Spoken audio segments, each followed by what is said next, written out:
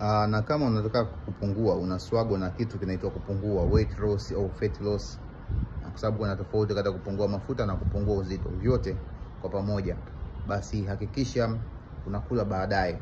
Nikiwa na maanisha, nimetoka kuongelea hapo, unatakiwa ule mapema zaidi, sawa?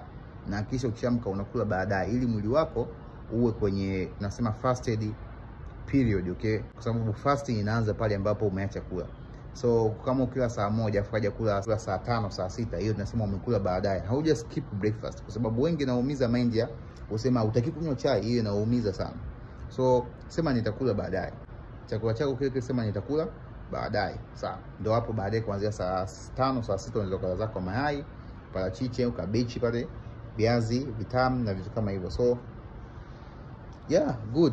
Na tembea mara kwa mara, kwa sababu kutembea kuna bani mafuta zaidi kuliko kukimbia. That's a reality. Okay, unavuta oxygen ya kutosha, unapata mwili unaupa access ya kutumia mafuta halisi kama chanzo cha energy, kama chanzo cha nishati. Ukikimbia unatumia calories zipo kwenye damu na unahema haraka, ile mzunguko wa oxygen ambao unasaidia kuchoma mafuta unakuwa haupo, kwa sababu oxygen, hewa ya oxygen na mafuta ni vitu tofauti viendani. So ukiwa unapumua zaidi ndivyo unabani zaidi, sawa? Na lift weight is really important, usiogope, kwa sababu cardio endurance inaishia tu kubani, kuondoa misuli ambayo ulikuwa nayo, na kadri mwili unavyozidi kwenda unazidi kuhitaji hiyo misuli. Ukishafika miaka 30 hapo utapata maumivu ya magoti, maumivu ya kiuno, maumivu ya kila inflammation itakusumbua wewe.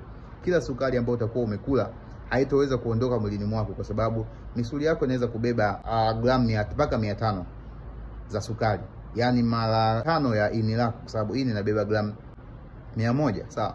So in order kuzuia mafuta asiende kwenye tumbo, shingo, mikono, mapaja, ukawa na mabonge yale, bas make sure unabeba weight like you have muscles, sawa?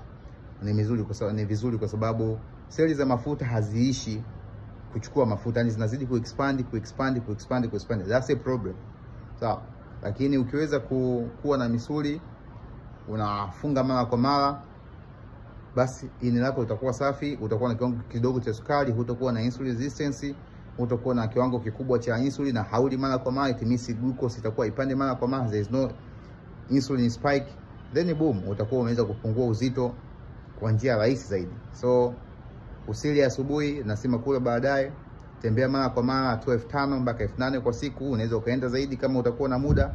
Na kitu kingine, fanya mazoezi ya weight training japo mara 3 kwa wiki, ni muhimu sana. So nunua zile dumbbell, weka ndani, sio lazima uende gym.